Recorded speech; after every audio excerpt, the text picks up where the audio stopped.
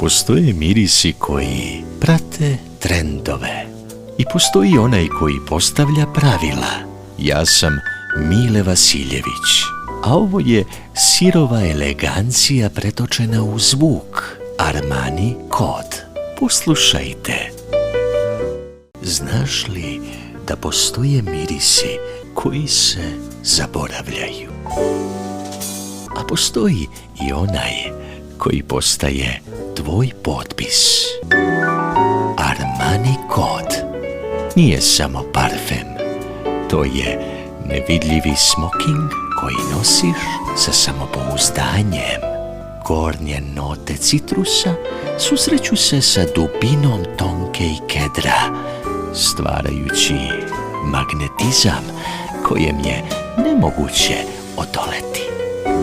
Za muškarca koji zna šta želi i ne plaši se da to uzme. Tvoj kod, tvoja harizma. Armani kod.